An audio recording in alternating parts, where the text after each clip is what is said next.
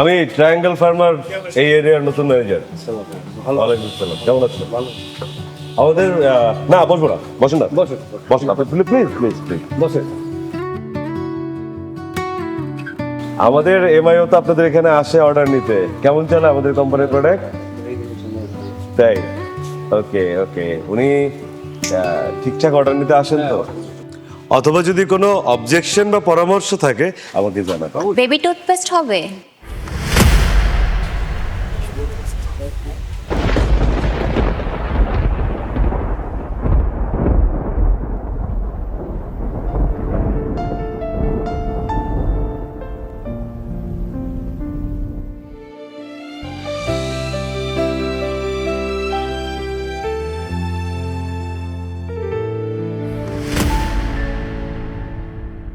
তুমি তুমি বেঁচে আছো? নিয়তি হয়তো চেয়েছে আমাদের আবার দেখা হোক।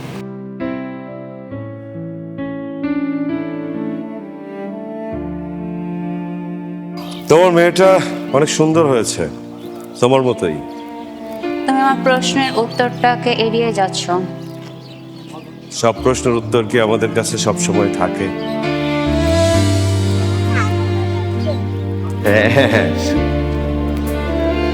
তার মানে তুমি কি বোঝাতে চাচ্ছ? মানে রাগ করছো কেন? বসো বসো। শোনো, দেখো, আমার পক্ষে নিশ্চয়ই এখন তোমার বাড়িতে বিয়ের প্রস্তাব নিয়ে যাওয়া সম্ভব না। আর আমি গেলেও তো নিশ্চয়ই আঙ্কেল আন্টি আমাদের এই প্রস্তাবটা মেনে নেবে না, মেনে নিতে পারবে না। আমি মুসলিম, তুমি হিন্দু। প্রেম করার সময় মনে ছিল না এসব? প্রেম কি হিসাব করে হয়? তোমার মনে ছিল না? ভালোবাসি কি আমি একা বলেছিলাম? এসব কথা না বলে এখন ভাবো কি করবা। এখন এসব ফালতু ঝগড়া বাদ দিয়ে একটা সলিউশন খুঁজে বের করবা। আমি তো সেটাই বলছি কখন থেকে, কোনোটা সলিউশন বের করো, কিছু একটা ভাবো, বের করো কি করা যায়। ঠান্ডা মাথায় ভাবতে হবে। মাথা ঠান্ডা করো। মাথা ঠান্ডা করার দায়িত্ব তো তোমার।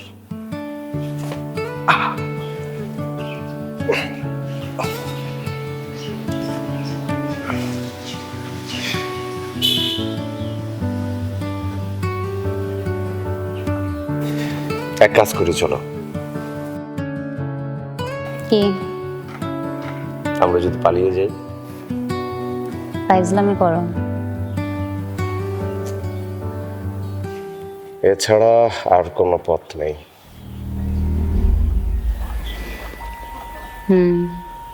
তাহলে সেটাই করি। এছাড়া তো কোনো পথ নেই। ওকে, তাহলে চলো পালিয়ে যাই। আরে বললে কি পালানো যায় নাকি? ভাবো, একটা কোচ গাছের ব্যাপার আছে, সবকিছু ভাবতে হবে। তাহলে আমি সন্ধ্যার পরে বাড়ির পেছনে থাকি।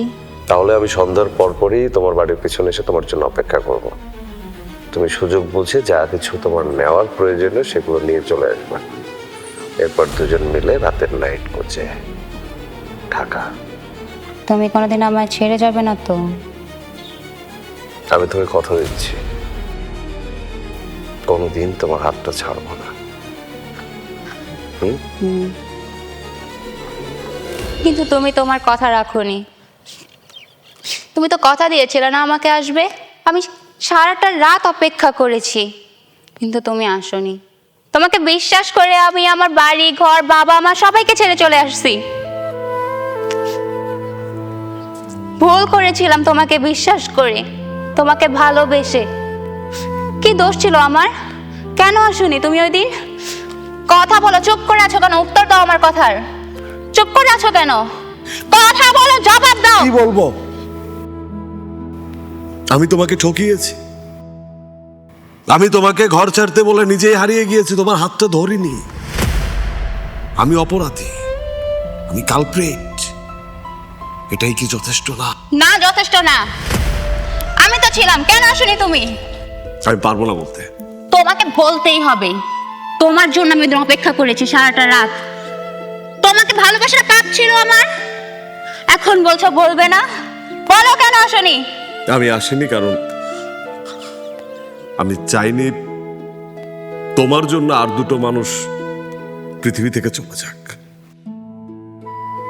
সেদিন আমি যখন বাড়ি থেকে বের হয়েছি তোমার কাছে আসার জন্য, মাঝপথে দেখা হয় তোমার মায়ের সাথে। আমার কাছে দুটো কথা বলেছিল, বাবা আমাদের এই সন্তানটা ছাড়া পৃথিবীতে আর কেউ নেই। আমাদের এই পৃথিবীতে বেঁচে থাকার একটা মাত্র কারণ, সেটা হলো আমার মেয়ে। আমি জানি আজ রাতে তোমার হাত ধরে আমার মেয়েটা পালিয়ে যাবে। খালাম্মা বলেছিল আমার মেয়ে তোমার কাছে সুখে থাকবে, আমি জানি। আমি চাই আমার মেয়ে সুখে থাকুক, কিন্তু একটা হিন্দুর ঘরের মেয়ে যখন ঘর ছাড়ে সে আর কোনোদিন এই ঘরে পা রাখতে পারে না। আমি না হয় আমার মেয়ের ভালোর কথা চিন্তা করে বুকে পাথর চাপা দিলাম, কিন্তু ওর বাবা বাঁচবে না। ওর বাবার বাঁচার একটাই কারণ, সেটা হলো তার মেয়ে। আমার মেয়েটাকে তো আমি জীবনে কোনোদিন আর বুকে জড়িয়ে ধরতে পারবো না, এই সমাজ আমাকে সেই সুযোগটা দেবে না। বাবা আমরা দুটো মানুষ বাঁচতে চাই। তুমি বলো এরপরে আমার আর কি করার ছিল? একবার ভাবো তো, তোমার সন্তান যাকে পৃথিবীতে আনার পর থেকে সেই তোমার পুরো পৃথিবী হয়ে গেছে।